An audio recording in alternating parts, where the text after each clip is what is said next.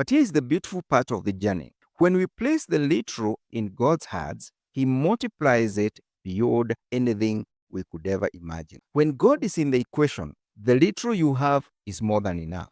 Moses had just a staff in his hands, but God used it to part the Red Sea. Multiplication is always God's doing. In Acts 2, the church started with 120 people praying. Soon after, thousands were added. In Matthew 13, Jesus compared the kingdom to a mustard seed, the smallest of all seeds, but when planted, it grows into a tree that shelters many.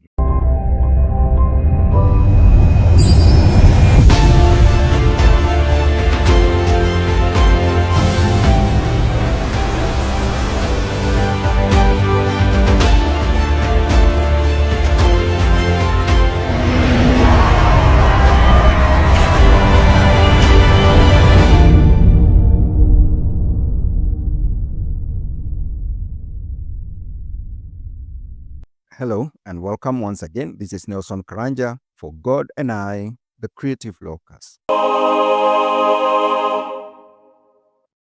We've seen that God rejoices in small beginnings and that He looks for our faithfulness in the little things. But here's the beautiful part of the journey. When we place the little in God's hands, He multiplies it beyond anything we could ever imagine. In John 6 and 9, the disciples said, "Here is a boy with 5 small barley loaves and 2 small fish. But how far will they go among so many?" From a human perspective, that wasn't enough. But in Jesus' hands, that small lunch fed thousands. That's the multiplying power of God.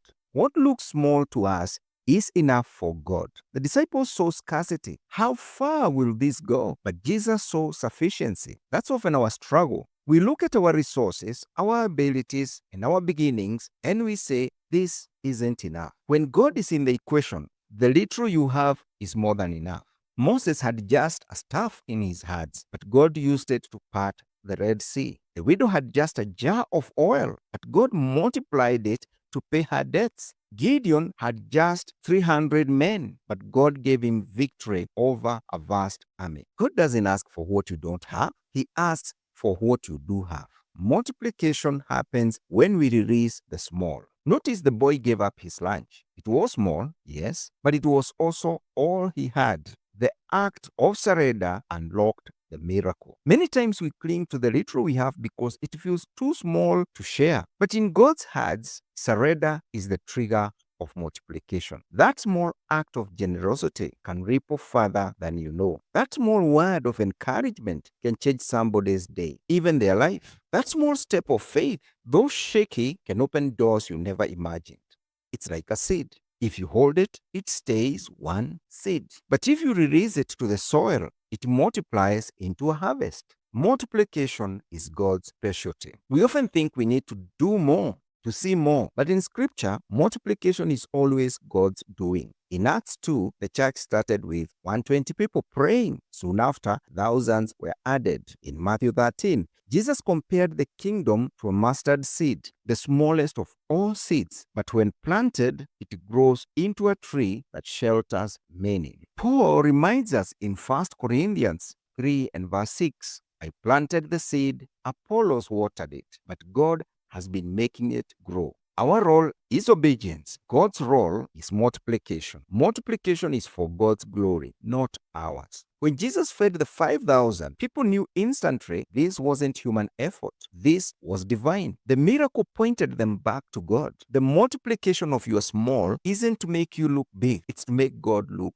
great. When people see what He does with your little, they can't help but say, surely the Lord is with them. Look back and remember those times when you feel so small. A word of encouragement, a small act of obedience, even starting something without resources. And later, you look at how God has multiplied everything far beyond your reach, and you are left saying, surely this was a miracle. What you thought was nothing became something in His hands. Here is the truth. God doesn't need big to make an impact. He delights in taking the small, the ordinary, the overlooked, and multiplying it until it becomes extraordinary. So don't hold back because you think what you have is too little. Put it in his hands and let him bless it, break it, and multiply it. 2 Corinthians chapter 9 and verse 10 says, "Now he who supplies seed to the sower and bread for food will also supply and increase your store of seed and will enlarge the harvest of your righteousness." So here is the challenge. Take your 5 loaves and 2 fish, your time, your talent, your resources, your ideas, and surrender them to God. Because in his hands, the small doesn't just stay small, it multiplies and it blesses more people than you could ever imagine. This is Nelson Karanja for God and I, the Creative Locus.